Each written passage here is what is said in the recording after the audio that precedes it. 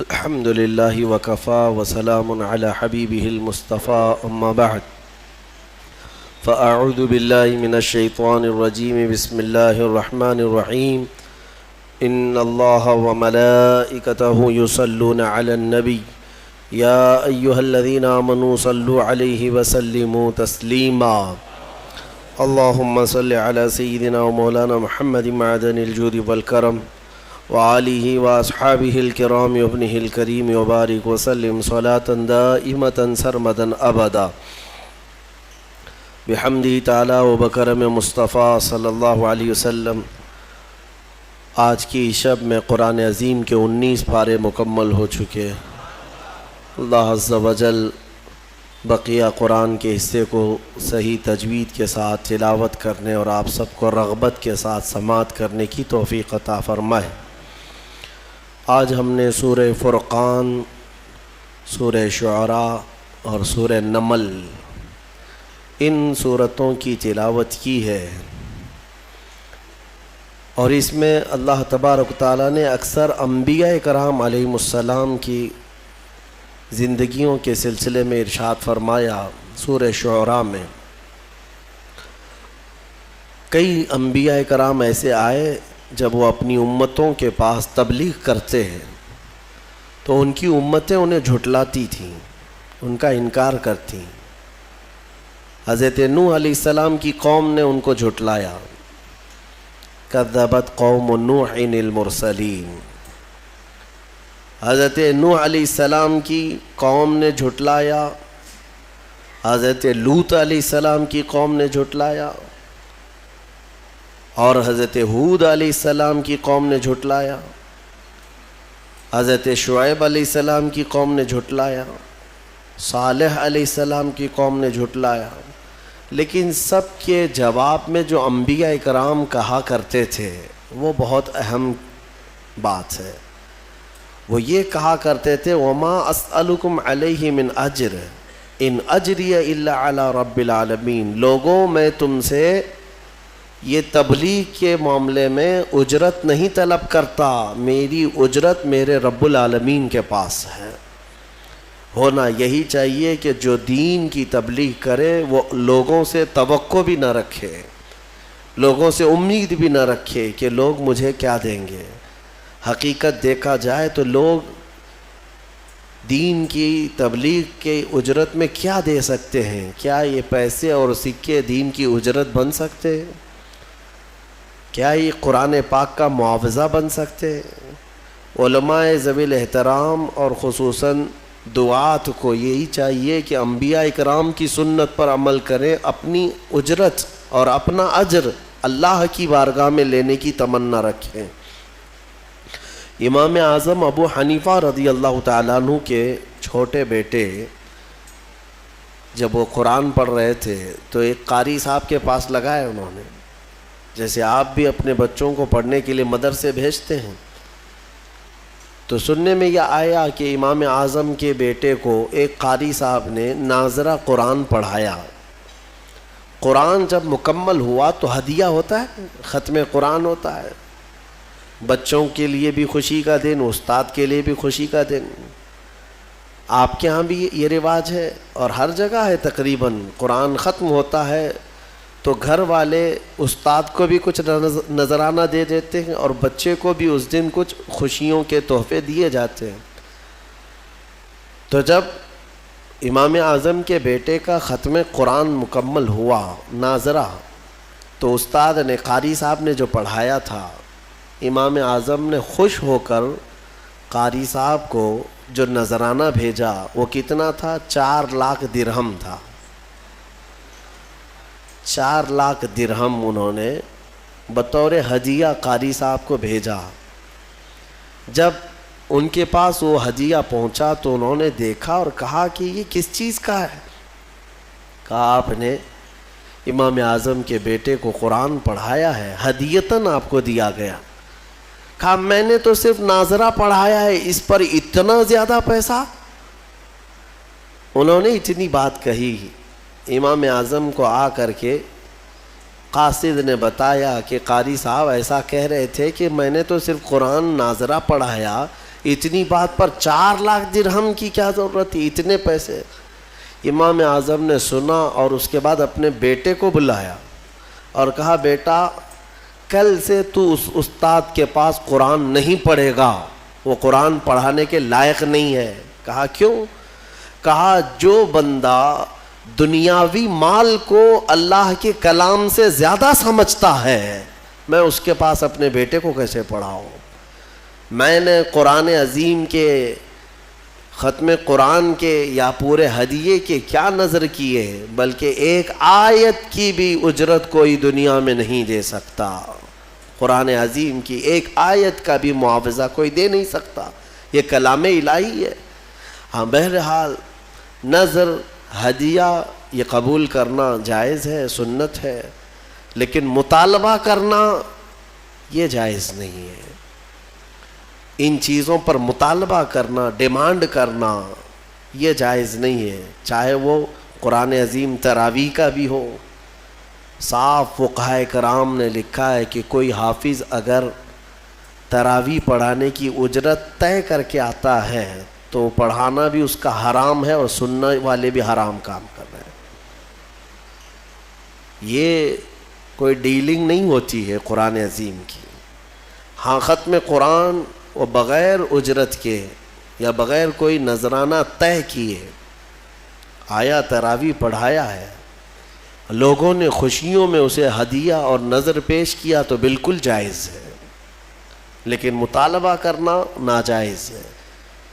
اس زمانے میں بہت کچھ ان خرافات میں مبتلا حفاظ ہیں جو پیسوں کے بھاؤ تاؤ کرتے ہوئے تراویح کو طے کرتے ہیں، بلکہ میں نے شہروں میں ایسے بھی دیکھا کہ بڑے شہروں میں 10 دن کی تراویح، 7 دن کی تراویح ایک الگ نکالا ہوا ہے۔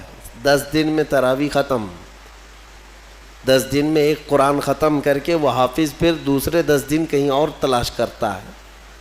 بعض لوگوں کا حال تو یہ ہے کہ ایک بار مسجد میں پڑھا رہے ہیں اور ایک بار کہیں اور بھی پڑھا رہے ہیں، اسی دن ایٹ اے ٹائم 2 مرتبہ تراویح، تاکہ ادھر بھی ملے ادھر بھی ملے۔ لوگوں کی نماز خراب کرنا، لوگوں کی نماز کو ضائع کرنا اور اس طرح حرص رکھنا یہ ناجائز ہے۔ میرے عزیزو، انبیاء کرام علیہم السلام کی زبانوں سے جو یہ نکلے ہیں الفاظ، یہ آج 19ویں پارے میں ہم نے کثرت سے اس کو بار بار تلاوت کیا ہے، تکرار آئی ہے ایک آیت کی، وما اسألکم علیہ من اجر ان اجری الا علی رب العالمین۔ میں لوگوں تم سے اس بارے میں اجرت نہیں طلب کرتا، میری اجرت تو رب العالمین کے پاس ہے۔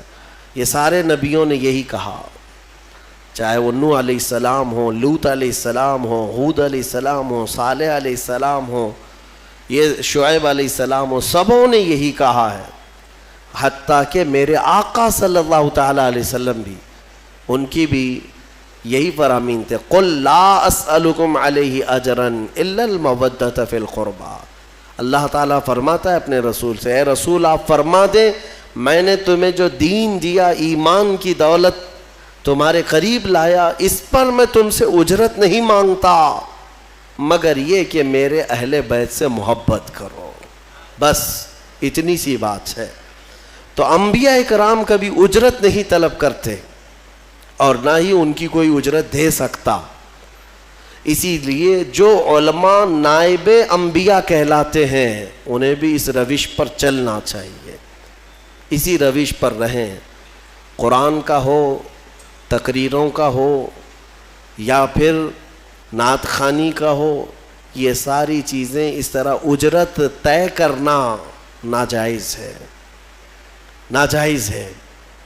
دین بیچنا، امام غزالی رحمۃ اللہ تعالی علیہ نے لکھا ہے کہ وہ عالم جو کسی دنیا داروں کی محفل میں جاتا ہے اس لیے کہ تھوڑا دین ان کو دوں گا تو وہاں سے پیسے ملیں گے، وہاں سے پیسے ملیں گے، کسی دنیا دار کے پاس جاتا ہے تو امام غزالی فرماتے ہیں وہ عالم اس مکھی سے زیادہ غلیظ ہے جو پخانے پر بیٹھتی ہے،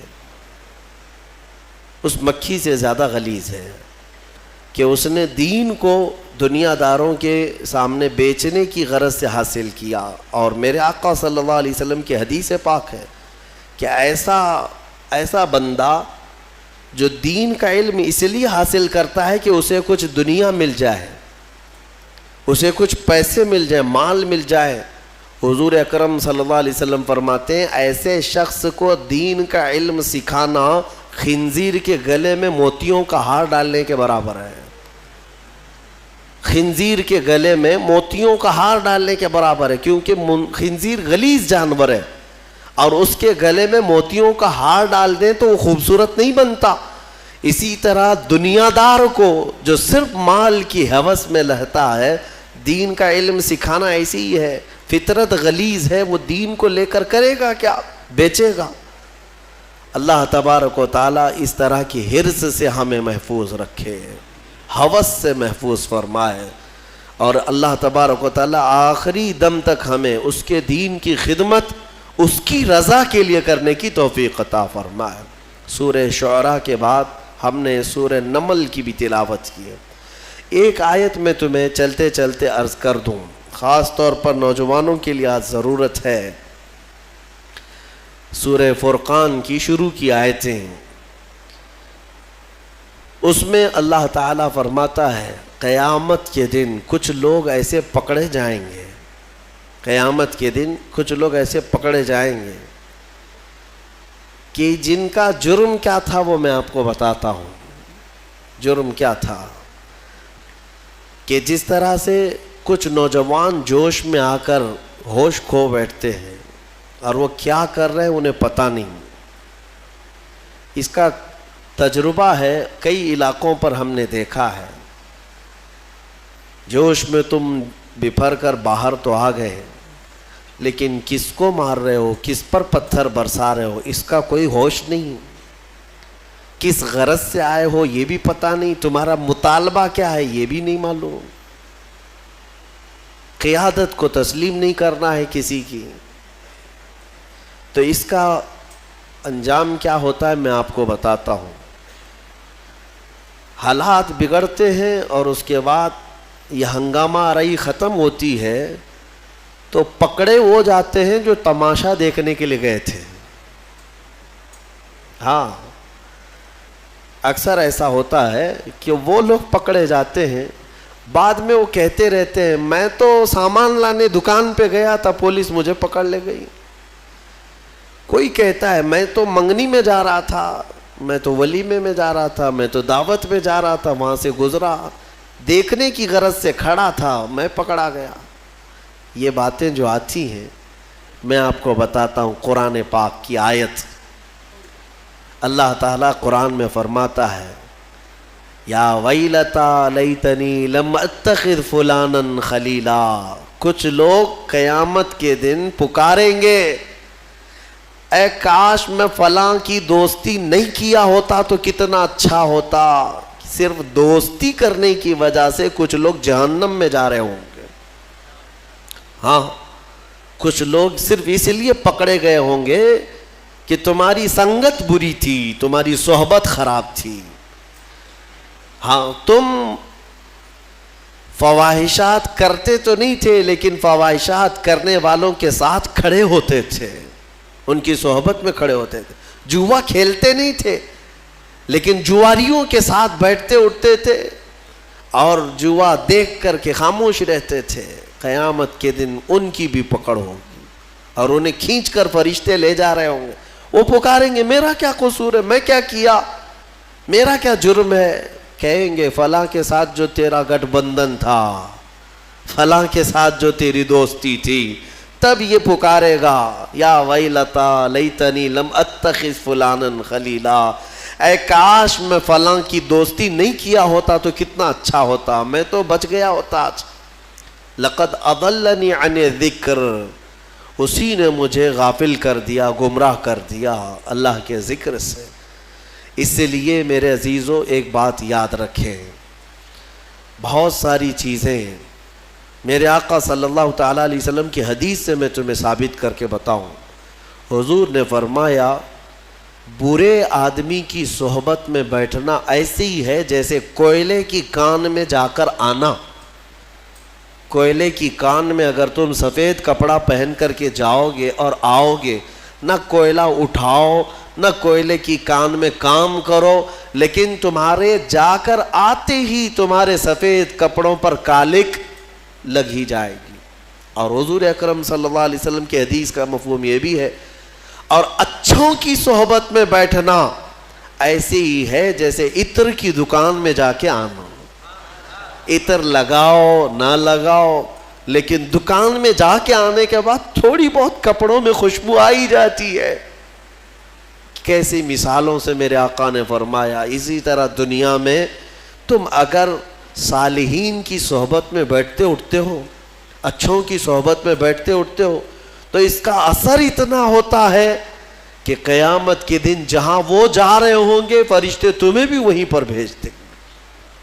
ہاں، بزرگوں کی صحبت میں بیٹھنے والوں کو ہم نے دیکھا ہے. بعض روایات میں ہم نے یہ بھی پڑھا، سرکار غوث اعظم عبد القادر جیلانی رضی اللہ تعالیٰ عنہ کے ہاں کام کرنے والا جو دھوبی تھا، غوث پاک کے انتقال کے بعد بغداد کے بڑے بڑے علماء اگر کسی مسئلے میں پیچیدگی آتی تو اس دھوبی سے جا کر سوال کرتے.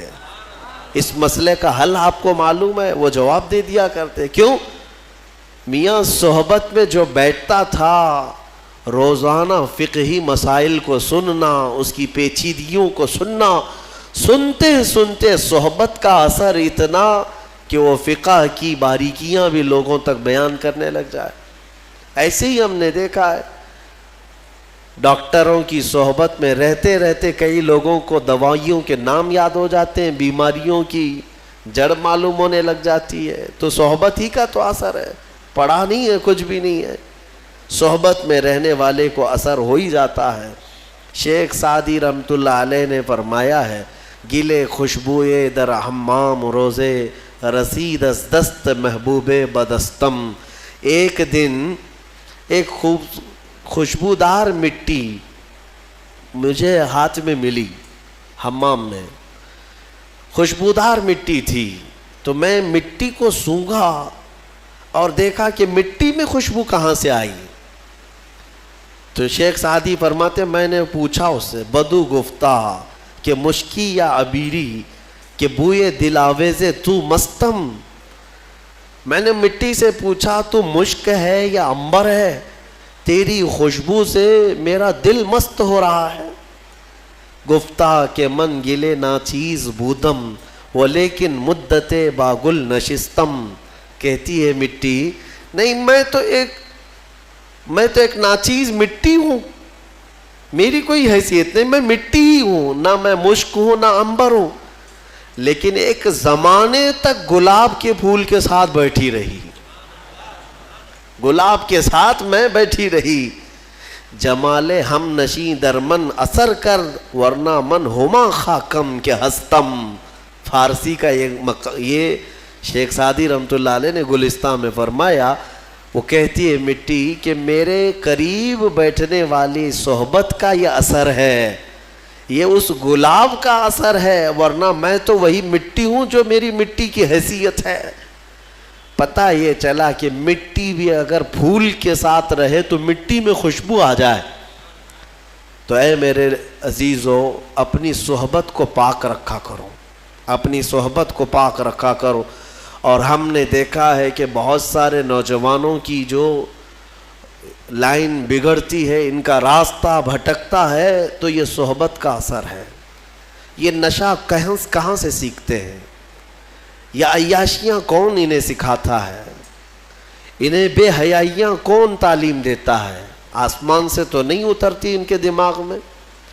ان کی صحبت، یہ دوستی ایسے لوگوں سے کرتے ہیں جہاں پر دوستی یاری میں دوست ایسی چیزیں کانوں میں بھرنے لگ جاتے ہیں. اس کو بیچارے کو کچھ نہیں معلوم، یہ سادہ ہوتا ہے، لیکن باہر نکلتا ہے اور دوستوں سے نئی چیزیں سننے لگتا ہے. اور کچھ شیاطین ایسے ہیں جو دوست کی شکل میں آتے ہیں. شیطان دوستوں کی شکل میں آتا ہے. نئے نئے پروڈکشن تمہارے سامنے لانچ کرتا ہے، بتاتا ہے اس نشے میں اتنا اثر ہے، یہ لیں گے تو ایسا ہے، وہ کریں گے تو آسمان میں اڑیں گے، ٹرائی کرنا ہے، اس کو ٹیسٹ کرنا ہے۔ یہ سب دوستوں کی باتوں پر ہی آگے جاتا ہے۔ اور ایک بات میں آپ کو بتاؤں، ان برے دوستوں کی صحبت کی وجہ سے نوجوان جو بدلتا ہے وہ کتنی تیز بدلتا ہے پتہ ہے؟ سب سے پہلا اثر اس کے اوپر جو ہوتا ہے وہ ماں باپ کا دشمن بنتا ہے، ماں باپ کا دشمن بنتا ہے۔ اب اس کو ماں بھی اچھی نہیں لگتی، باپ بھی اچھے نہیں لگتے، لیکن دوست اچھے لگنے لگتے ہیں۔ وہ دوستوں کے لیے ماں باپ سے چوری چھپے باہر بھاگنے لگتا ہے۔ اور اگر باپ ٹوک دے کہ فلاں کے ساتھ تو کیوں رہتا ہے، اس کو الجھن ہونے لگتی ہے، میرا باپ تو ہر بار کٹ کٹ کرتا ہی رہتا ہے، مجھے جینے نہیں دیتا، دوستوں کے ساتھ بیٹھنے اٹھنے نہیں دیتا۔ تمہیں پتہ نہیں ہے کہ باپ جو تمہیں روکتا ہے اس کی نظریں دیکھ رہی ہیں کہ تو گڑھے میں گرنے جا رہا ہے۔ بہت سارے نوجوانوں کو ہم نے بڑے شہروں میں بگڑتے دیکھا، بلکہ اپنے ہاتھوں سے جہنم خریدتے دیکھا ہے۔ ہاں، وہ برباد ہو چکے، برباد ہوئے ہیں۔ اسی لیے میرے عزیزوں اپنی صحبت کو پاک رکھو، قیامت کے دن تمہاری پکڑ ہوگی۔ جوا جہاں کھیلا جاتا ہے، کچھ لوگ سمجھتے ہم تو نہیں کھیلتے، دیکھنے کے لیے بیٹھے ہیں، پتہ ہے آپ کو؟ فرمایا کہ جہاں جوا کھیلا جاتا ہے وہاں سے اللہ تعالیٰ کی رحمت 40 دن کے لیے اٹھ جاتی ہے، ختم، اس جگہ پر رحمت نہیں آتی۔ ایک بار کوئی وہاں پر کرے اس زمین پر تو جو وہاں پر بیٹھے ہوتے ہیں ان سب پر اللہ کا غضب ہوتا ہے۔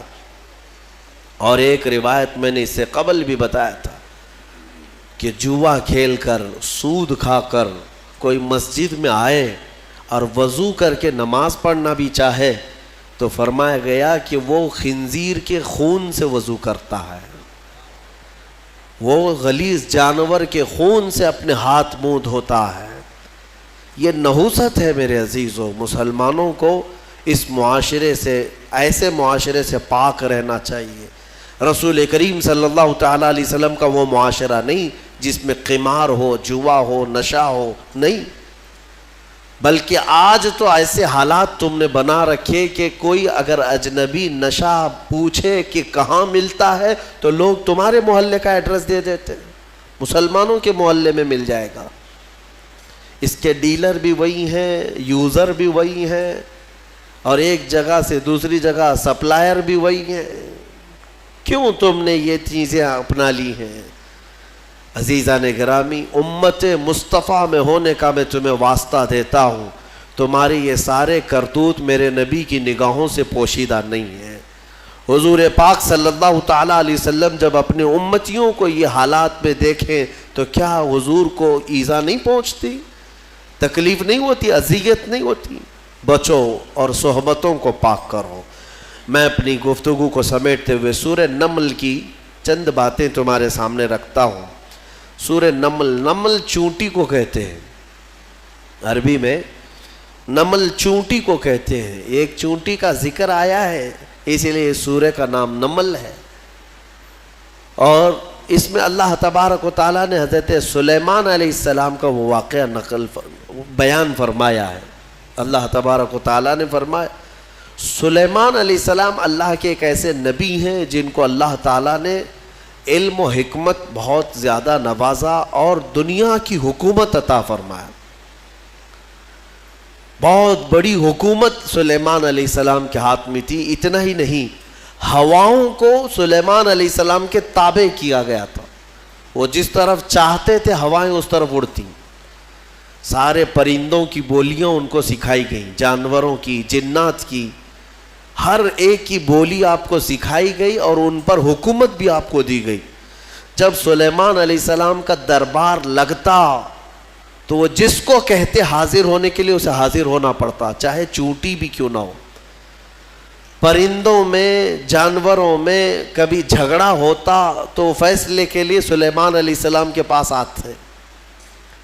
جانوروں کے بھی فیصلے حضرت سلیمان علیہ السلام کیا کرتے۔ ایک مرتبہ ایسا ہوا کہ سلیمان علیہ السلام اپنے لشکریوں کے ساتھ کسی جگہ گزر رہے تھے اور وہ چونٹیوں کی آبادی سے گزرنے والے تھے، ابھی کافی دور تھے، 1 میل دور. تو چونٹیوں نے محسوس کر لیا کہ سلیمان علیہ السلام آ رہے ہیں. تو ان کی جو ملکہ ہے چونٹیوں کی، وہ کہتی ہے قالت نملۃ یا ایھا النمل ادخلوا مساکنکم لا یحطمنکم سلیمان وجنودہ وہم لا یشعرون. چونٹی کہتی ہے، بڑی والی جو چونٹی تھی ان کی ساری چونٹیوں سے، کہ اے چونٹی کو اپنے اپنے سوراخوں میں چلی جاؤ، اپنے گھروں میں اندر داخل ہو جاؤ، اس لیے کہ سلیمان علیہ السلام اور ان کا لشکر آ رہا ہے، کہیں وہ بے خبری میں تمہیں روند کر نہ چلے جائیں. یہ چونٹی نے کہا اور ساری چونٹیاں دوڑنے لگیں. لیکن قرآن میں اللہ فرماتا ہے فَتَبَسَّمَ ضَاحِكًا مِّن قَوْلِهَا، حضرت سلیمان علیہ السلام اس چونٹی کی بات پر ہنس پڑے، مسکرائے. 1 میل دور سے سلیمان علیہ السلام چونٹی کی آواز سن رہے ہیں، چونٹی کی بات کو سن رہے ہیں اور اس پر مسکرا بھی رہے ہیں. میرے عزیزو، یہ عام انسانوں کی بات نہیں، یہ نبیوں کی طاقت کی بات کر رہا ہوں. اللہ تعالیٰ نے انہیں وہ ظرف دیا ہے، وہ کان دیا ہے، جس کے بارے میں ہم کہتے ہیں دور و نزدیک کے سننے والے وہ کان لالے کرامت پہ لاکھوں سلام. ہم یہاں سے پکارے وہ وہاں سے سنے، مصطفیٰ کی سماعت پہ لاکھوں سلام. ہمارا موقف اور ہمارا عقیدہ قرآن کے مطابق ہے یا نہیں؟ جب سلیمان علیہ السلام جو بنی اسرائیل کے نبی ہیں چونٹیوں کی پکار سنتے ہیں، تو جو سب نبیوں کے سردار ہیں کیا امتیوں کی پکار کو نہیں سنیں گے؟ حضور پاک صلی اللہ تعالیٰ علیہ وسلم یقیناً اپنے ہر امتی کی آواز کو سنتے بھی ہیں. خود میرے آقا نے فرمایا ہے کہ جب کبھی کوئی درود پڑھتا ہے تو اس کے درود کو میں خود اپنے کانوں سے سنتا ہوں. اللہم صلی علی سیدنا محمد وعلی آلہ واصحابہ وبارک وسلم صلاۃ دائمۃ سرمدا ابدا. سلیمان علیہ السلام کے ساتھ ایک بار ایسا ہوا کہ آپ کا دربار لگا تھا، سارے لوگ حاضر تھے، جنات بھی ہیں وہاں پر، چرند پرند جانور حیوانات سب حاضر ہیں. سلیمان علیہ السلام سب کی خبر گیری کر رہے تھے. اس میں ایک پرندہ ہدہد نہیں تھا. ہدہد ایک پرندہ ہے، اونچی اڑان اڑتا ہے، بہت تیز اڑتا ہے. سلیمان علیہ السلام نے دیکھا اور پوچھا کہ یہ ہدہد پرندہ غائب ہے، کہاں ہے؟ سارے تو حاضر ہو گئے، وہ نہیں آیا. فقال ما لی لا اری الہدہد. حضرت سلیمان علیہ السلام کہتے ہیں کیا ہوا ہے ہدہد کو؟ یہاں میں نہیں دیکھ رہا ہوں اس کو، کہاں گیا؟ لأعذبنہ عذابا شدیدا او لأذبحنہ او لیأتینی بسلطان مبین. اگر وہ اس کے بعد آئے گا سخت سزا دوں گا، یا تو اس کو ذبح کر دوں گا، یا تو پھر کوئی معقول وجہ لے کر کے آئے، کوئی عذر ہونا چاہیے کہ محفل میں کیوں نہیں آیا، وہ نبی کی محفل ہے. تھوڑی دیر گزری تھی، اس کے بعد ہدہد آ گیا اور پھر اس کے بعد حضرت سلیمان علیہ السلام کے پاس آ کر اپنی خبر دینے لگا. کیا؟ وہ کہتا انی وجدت امرأۃ تملکہم وأوتیت من کل شیء ولہا عرش عظیم. اے اللہ کے نبی، میں جو غائب تھا اس کی وجہ یہ ہے کہ میں اڑتے اڑتے ایک ایسے ملک میں پہنچ گیا جہاں میں نے دیکھا کہ ایک خاتون لوگوں پر حکومت کر رہی ہے، ایک لیڈی حکومت کر رہی ہے. وہ عورت، اس کو اللہ تعالیٰ نے بہت مال و دولت سے نوازا ہے، مردوں پر وہ حکومت کر رہی ہے. وجدتها وقومها يسجدون للشمس. لیکن وہ کہتا ہے ہدہد، اس کی بات تو یہ ہے کہ میں نے اس کی قوم کو اور اس کو دیکھا کہ وہ سورج کی عبادت کرتے ہیں، اللہ کو چھوڑ کر سورج کی عبادت کرتے ہیں. پتہ یہ چلا کہ پرندوں کو بھی عجب لگتا ہے کبھی کوئی اللہ کے علاوہ دوسرے کی عبادت کرے. ہاں، یہ پرندے بھی ان پر لعنت بھیجتے ہیں، کہاں کہاں جھک رہے ہو تم. اللہ رب العزت جس نے پیدا کیا، سارے پرندے اگر کسی کی تسبیح بیان کرتے ہیں تو رب ذوالجلال کی. قرآن میں اللہ نے فرمایا وَإِن مِّن شَيْءٍ إِلَّا يُسَبِّحُ بِحَمْدِهِ، کوئی چیز دنیا میں ایسی نہیں جو اللہ کی حمد اور تسبیح نہ کر رہی ہو. وَلَٰكِن لَا تَفْقَهُونَ تَسْبِيحَهُمْ، ہاں یہ اور بات ہے کہ تم ان کی تسبیح کو سمجھ نہیں پاؤ گے.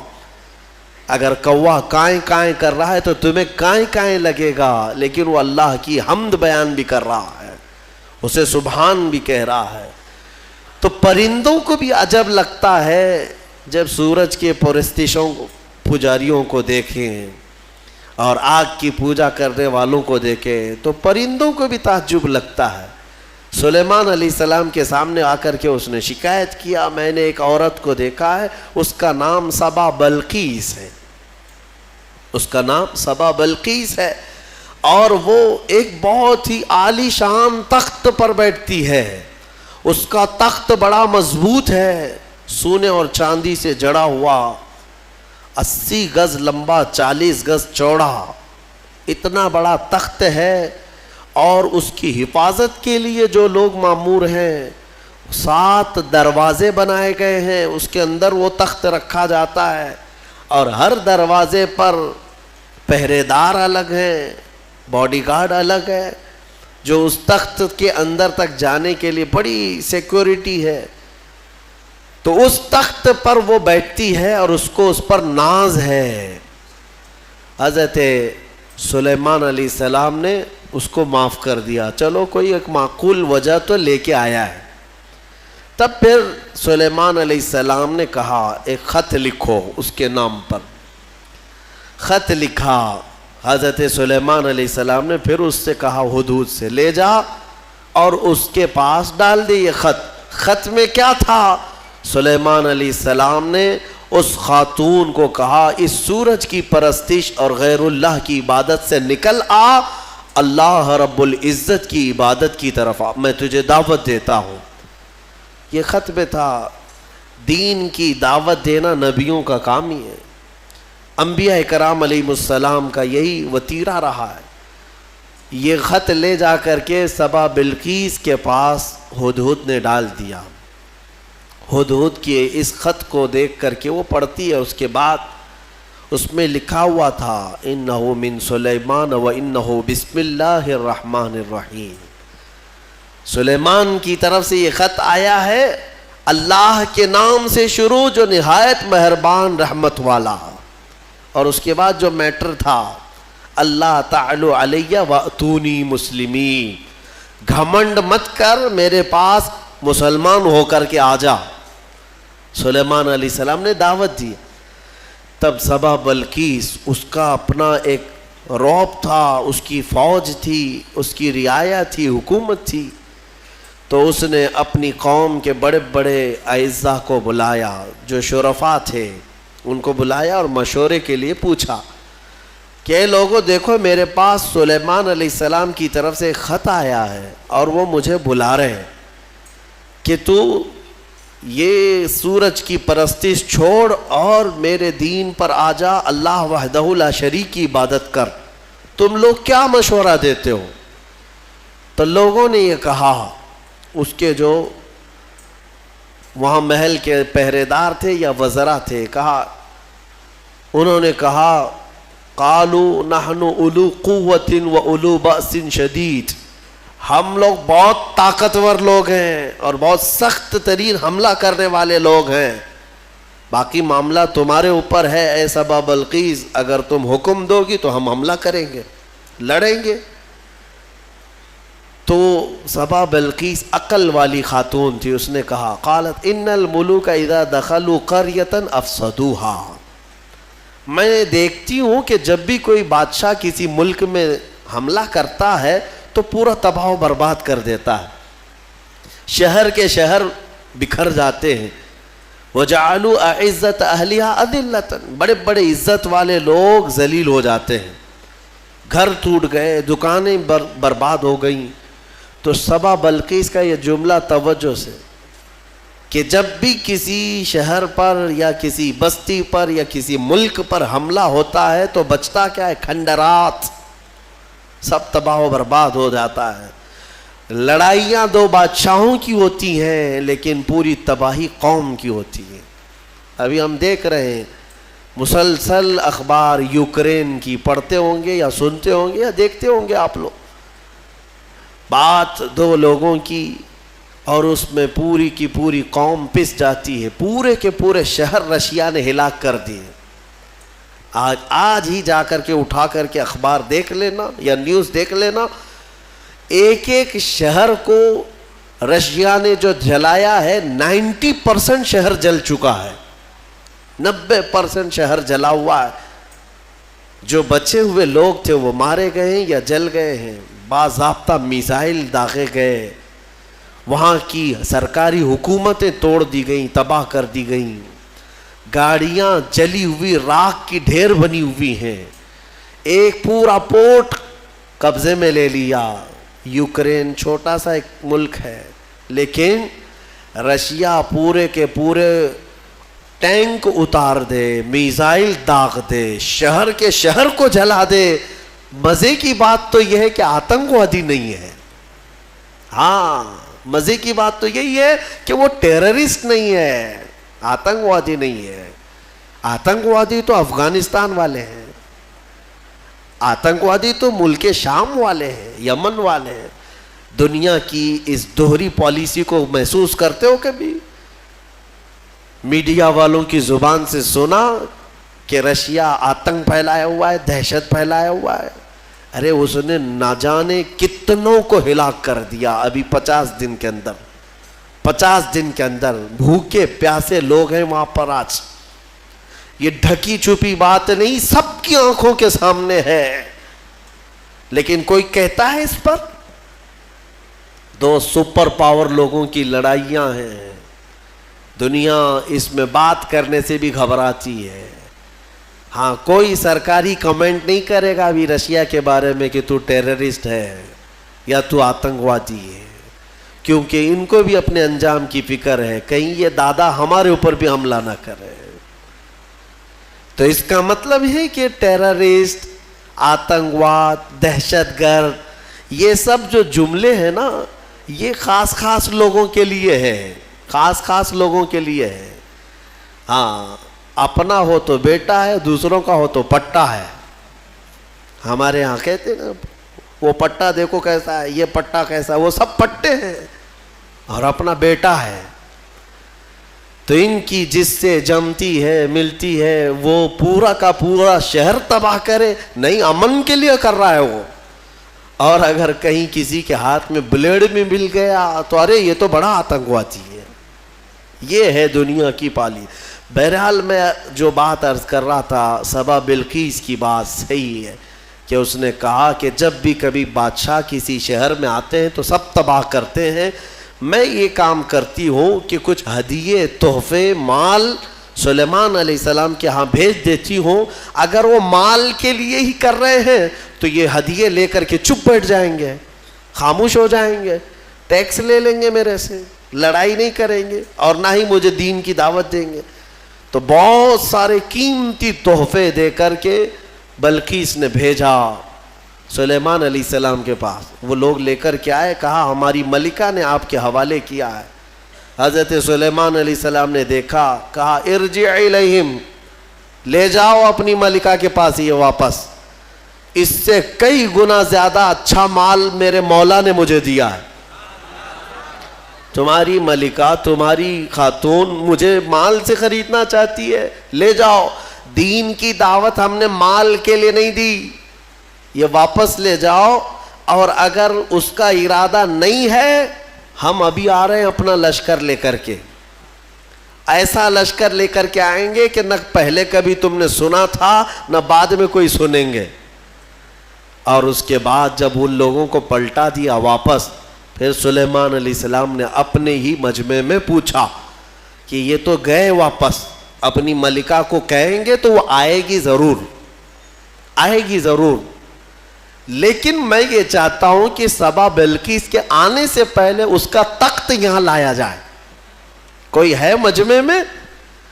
قرآن میں ہے, قال عفریت من الجن انا آتیک بہ قبل ان تقوم من مقامک. ایک سرکش جن کھڑا ہوا, جنات میں سے ایک جن کھڑا ہوا اور اس نے کہا اے اللہ کے نبی میں لے کر آؤں گا. کتنی دیر میں؟ کہا آپ کی مجلس ختم ہونے سے پہلے لے آؤں گا. سلیمان علیہ السلام فلسطین میں ہے اور سبا بلقیس غالباً یمن کے کسی علاقے میں. یہ تقریباً 1000 کلومیٹر سے زیادہ کا فاصلہ ہے. اور جن کہتا ہے کہ آپ کی مجلس ختم ہونے سے پہلے میں لاؤں گا. ہماری تفسیر کی مجلس چل رہی, کتنی دیر چلے گی؟ یہ سلیمان علیہ السلام کی مجلس ہوگی, دن بھر چلے, آدھا دن, پاؤ دن, گھنٹہ. اس نے کہا تو سلیمان علیہ السلام نے کہا اس سے بھی جلدی مجھے چاہیے, اس سے بھی جلدی چاہیے. جن آپ یہی سمجھتے ہیں نا جنات سب سے زیادہ طاقت والے ہیں, اور جنات کو حاصل کرنے کے لیے بیچارے کتنے کیا کیا عملیات میں لگے رہتے ہیں اور سر پھرے بن جاتے ہیں. ہاں موکل چاہیے, جنات چاہیے. کائے کو چاہیے؟ ارے ایک جنات قابو میں آئے گا تو ایک بینک پوری اٹھا کے لائے گا. ہاں دیکھا ہے کہیں کوئی ایکسس بینک لوٹ کر کے جنات لے گئے ہوں؟ کوئی بینک اٹھا کر کے خواہ مخواہ کی چیزوں پر کیوں پڑے رہتے ہو؟ یہ ان باباؤں کے چکر ہیں جنہوں نے تن آسانی تمہیں سکھائی ہے, تم کو اپنی طاقت معلوم نہیں. جنات دنیا میں اگر کسی سے ڈرتے ہیں تو ہم انسانوں سے ڈرتے ہیں. تمہیں پتہ ہی نہیں, انسانوں سے ڈرتے ہیں. اگر ڈر نہ ہوتا تو سب کو مار چکے ہوتے ہو ابھی. اللہ نے تمہارا رعب رکھا ہے جنات پر, وہ براہ راست ڈائریکٹ آ کر نقصان نہیں پہنچاتے. خیر اس کے بعد ہوا کیا؟ قال الذی عنده علم من الکتاب انا آتیک بہ قبل ان یرتد الیک طرفک. پھر سلیمان علیہ السلام کے امتیوں میں سے ایک انسان وہ کھڑے ہوئے جن کے پاس کتاب کا علم تھا. کون سی کتاب؟ زبور کا. زبور کے وہ حافظ تھے, نبی نہیں تھے. سلیمان علیہ السلام کی امت کے ایک ولی تھے آصف بن برخیا. وہ کھڑے ہوئے, کہا اے اللہ کے نبی میں لے آتا ہوں. کہا کب تک لاؤ گے؟ کہا آپ کی پلک جھپکنے سے پہلے لاؤں گا, آپ کی پلک جھپکنے سے پہلے لاؤں گا. اتنا فاسٹ. اور قرآن کہتا ہے فَلَمَّا رَآهُ مُسْتَقِرًا عِنْدَهُ. حضرت سلیمان علیہ السلام سے بھی بات ہو رہی تھی, پھر سلیمان علیہ السلام نے پلٹ کر کے دیکھا تو وہ تخت لا چکے تھے. ارے اتنی تیز, یہ کون سی طاقت ہے؟ انٹرنیٹ کا زمانہ, فیکس کا زمانہ. کوئی ایسی چیز ہے جو فوراً پارسل میں بھیج دی جائے؟ آج بھی اتنی فاسٹ سروس نہیں آئی. یہ 4000 سال پہلے اگر فاسٹ سروس آئی تھی تو تمہیں اندازہ ہونا چاہیے قرآن بتا رہا ہے اولیاء اکرام کی طاقت کتنی ہوتی ہے. اور اسی کو میں کہتا ہوں, پھر اندازہ کرو بنی اسرائیل کے ایک ولی پلک جھپکنے سے پہلے تخت لا سکتے ہیں, تو امت محمدیہ کے ولی غوث اعظم عبد القادر جیلانی بغداد میں بیٹھ کر کے اگر یہ فرمائیں کہ میرا مرید مشرق میں ہو اور میں مغرب میں ہوں, اگر اس کا سطر کھل جائے, مجھے اس نے پکارا تو میں وہیں سے اس کی سطر پوشی کروں گا. بالکل غوث پاک نے حق فرمایا, کیونکہ اولیاء کو اللہ نے وہ طاقت اور وہ تصرف عطا کیا ہے. بہرحال وہ تخت تو آ گیا. وہ پتہ نہیں کتنے دنوں کے بعد سبا بلقیس آئی. سلیمان علیہ السلام نے اس میں تھوڑے سے سوراخ کر دی, کچھ جگہ سے کھرچ دیا اور کہا اس کو تھوڑا سا ڈیمیج کر کے رکھو اور دیکھتے ہیں اس کو آنے دو وہ اپنے تخت کو پہچانتی ہے یا نہیں. وہ آئی, بڑا لمبا سفر طے کر کے, اور بلقیس کے آنے کے بعد سلیمان علیہ السلام نے اندر بلایا اور پھر پوچھا کہ یہ تخت کو پہچانتی ہو, یہ تخت جانتی ہو, تیرا تخت بھی ایسا ہی ہے؟ سبا بلقیس نے کہا میرا تخت ایسا نہیں, میرا یہی تخت ہے. قالت کأنہ ہوا, وہ ایسا نہیں ہے, دکھتا نہیں ہے, یہی ہے, دنیا میں ایسا دوسرا تخت ہے ہی نہیں. اور اس کے بعد سبا بلقیس نے فوراً کلمہ پڑھا اور سلیمان علیہ السلام کے دین میں داخل ہو گئی. یعنی اپنے غرور میں نہیں, یا گھمنڈ میں نہیں, یا بادشاہت کا نشہ نہیں, بلکہ سلیمان علیہ السلام کے دین پر وہ ایمان لائی, اللہ وحدہ لا شریک کی عبادت میں آ گئیں. یہاں تک کہ روایات میں ہے کہ سلیمان علیہ السلام نے سبا بلقیس سے نکاح بھی فرمایا۔ اللہ تبارک و تعالی ان تمام چیزوں سے ہمیں درس لینے کی توفیق عطا فرمائے۔ وقت کافی ہو چکا۔ یہ سورہ نمل کی آخری آیتیں تھیں جس میں اللہ تعالیٰ نے فرمایا کتاب کا علم رکھنے والے کو یہ طاقت دی گئی تھی، وہ بھی زبور کا علم تھا اس امتی کے پاس جو آصف بن برقیہ تھے۔ اب اندازہ کرو جس کے پاس قرآن کا علم ہوگا تو اس کی طاقت کا اندازہ کیا ہو سکتا ہے۔ اسی لیے مولا کریم نے تمہارے پاس دنیا کی سب سے بڑی طاقت قرآن عطا کیا ہے۔ خذوا ما آتیناکم فرمایا، پکڑو اس کو مضبوطی سے جو ہم نے تمہیں دیا ہے۔ انشاءاللہ العزیز یہ قرآن کو جس نے مضبوطی سے تھام لیا پھر تمہاری کھوئی ہوئی عزت و وقار کو بھی تم پلٹا سکتے ہو۔ اللہ کریم ہمیں قرآن کے پیروکاروں میں بنائے اور اس کو سن کر عمل کرنے والوں میں ہمیں شامل فرمائے۔ وآخر دعوانا ان الحمدللہ رب العالمین۔ سلام علیکم۔